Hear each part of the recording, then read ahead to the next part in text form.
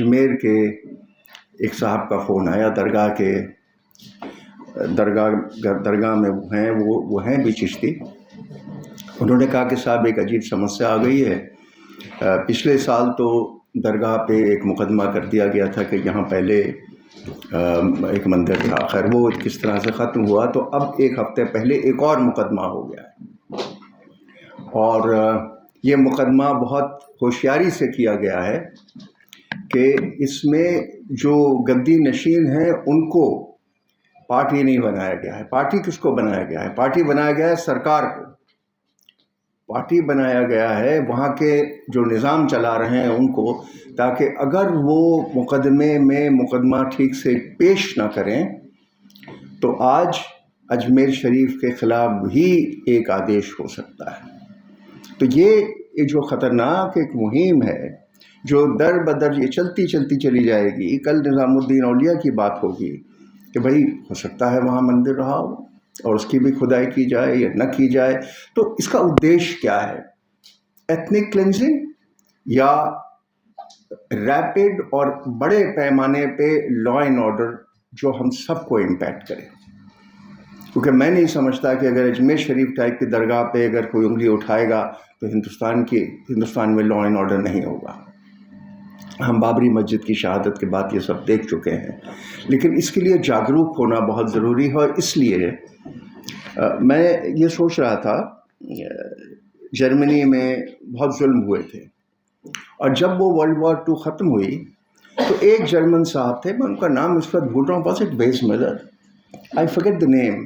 انہوں نے ایک کمپائلیشن کیا اور ان لوگوں سب کا جنہوں نے زیادتیاں کی تھی ایک ریکارڈ بنایا، اور جب وہ ٹائم ختم ہوا تو ان سب پہ مقدمے کیے. تو یہ ایک ریکارڈ آپ کو رکھنا ہے کہ وہاں کون کون ذمہ دار ہے ان زیادتیوں کا، تاکہ آگے سوالات پوچھنے کا جب ٹائم آئے گا تو وہ سوال آپ کریں. اور دوسری بات، اس میں کوئی بڑی چیز نہیں ہے. اس میں ایک چھوٹا سا آفس آپ کر سکتے ہیں جس میں 2-4 اچھے وکیل آپ کو مل جائیں.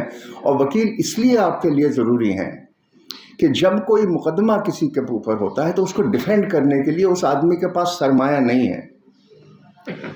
آج آپ نے بات کی UCC کی، آپ نے بات کی مزار ہٹانے کی. مجھے فکر نہیں ہے آپ مزار ہٹا دیں، مجھے واقعی فکر نہیں ہے کہ کیا کلچر پہ اٹیک ہو رہا ہے. مجھے فکر یہ ہے کہ آپ کی زندگی سلامت رہے.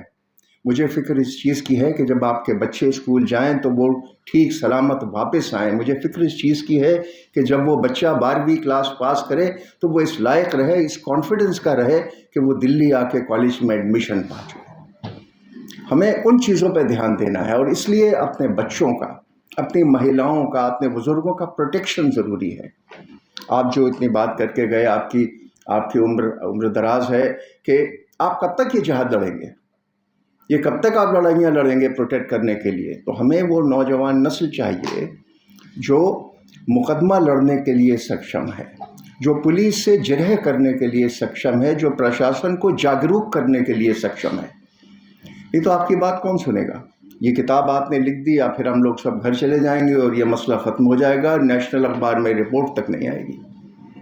تو آج اس چیز کو اگر ہمیں کسی طرح سے ایک ڈائریکشن دینا ہے تو یہ بہت ضروری ہے. اور سب سے بڑی بات یہ آپ لوگ جو موجود ہیں کہ اس کو اتنا پرکاشت کریں اور لکھیں، اور آپ سب اخباروں میں لکھیں کہ کیا حالات ہیں وہاں، کیا حالات ہیں آسام میں، کیا حالات ہیں اجمیر میں یا مدھیہ پردیش میں. میں نے کل ٹی وی میں وہ جو آج کل واٹس ایپ آتے ہیں اس میں دیکھا کہ عیسائی پادری کو مل کھلا دیا گیا کہ یہ تو کنورژن کرتے ہیں. میں نے وحشی پن کی انتہا اگر ہو سکتی ہے تو وہ ہم دیکھ رہے ہیں. تو انسان یہ کیوں کرتا ہے؟ ایک چیز کا اشارہ آپ نے کیا تھا کہ ہمارے پاس نوکریاں نہیں ہیں، اور جب نوکری نہیں ہوتا اور نوجوان آدمی بیٹھا ہوتا ہے اور اس کے ہاتھ میں یہ سیل فون ہوتا ہے تو سوائے چھیڑخانی کے اور اس کے ذہن میں کچھ آتا نہیں، اور فلمیں دیکھ کے ڈنڈ بیٹھک کر کے مسلز بنا کے سب واہیات حرکتیں سوچتے ہیں. تو ہم لوگوں کو سب سے بڑی بات یہ جو آپ کے اتراکھنڈ میں نوجوان بچے ہیں، یہ بڑی لمبی بات ہے اور میں زیادہ کرنے نہیں چاہتا، ان کے تعلیم پہ دھیان دیجیے. مدرسے بند کر رہے ہیں، کر لیں، آپ اس کو نہیں روک پائیں گے، کورٹ میں چلے جائیے گا، لیکن اسکول میں تو اپنے بچے کو پڑھائیے، کالج میں تو اپنے بچے کو پڑھائیے، اور یہ انشور کریے کہ کالج کا بچہ جو پڑھ کے نکلے گا وہ وکیل بنے گا، وہ ڈاکٹر بنے گا، وہ انجینئر بنے گا۔ آج مسلمان جو ہیں وہ ایک سیکنڈ لیول پہ قابض ہو گئے ہیں، پلمبر آپ کا، بڑھائی آپ کا، الیکٹریشین آپ کا، یہ سب یہ مسلمان کر رہے ہیں۔ جو ان کا اگلا جنریشن نکلے گا وہ آپ کو انشور کر رہا ہے کہ وہی انجینئر بنے، وہی ڈاکٹر بنے، اس لیول سے اس کی پروگریس ہو۔ یہ ذمہ داری، تاکہ آپ جب جائیں گے تو اس ذمہ داری کے ساتھ یہاں سے جائیں، خدا کے واسطے، کہ یہ میٹنگ ناکارہ نہ ہو۔ وہاں آپ دفتر کھولیں، کوئی ایسا ایک NGO آپ کے پاس ہو، اس کو بلائیں، ہم لوگوں کو وہاں آمنترت کریں تاکہ ہم اور لوگوں سے بات کر سکیں۔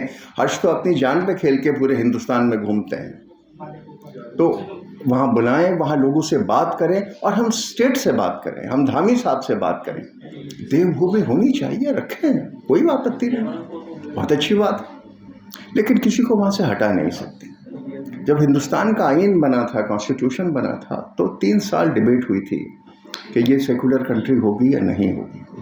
اس وقت تو تقسیم ہو چکی تھی، حالات بہت خراب تھے، لیکن اس کے باوجود جب پاکستان اسلامک ریپبلک بنا تو ہندوستان میں 278 لوگ جو کنسٹیٹوئنٹ اسمبلی میں بیٹھے تھے، انہوں نے یہ نرنے لیا کہ ہندوستان ہندو راشٹر نہیں، سب کی جگہ ہے، اور جو مسلمان یہاں رہ گیا وہ اپنی چوائس سے رہ گیا۔ اور آپ لوگ جو یہاں موجود ہیں وہ تو پیدا ہی نہیں ہوئے تھے 1947 میں، کئی تو ایسے ہیں جن کے والدین تک پیدا نہیں ہوئے تھے، ان سے کیا تعلق ہے؟ تو میں آپ سے صرف گزارش یہ کرنا چاہتا تھا کہ آج کی یہ محفل اور یہ گیدرنگ یہ بیکار نہ جائے، اس کا کوئی پھل نکلے، اتنا ہی بس ہے۔ شکریہ۔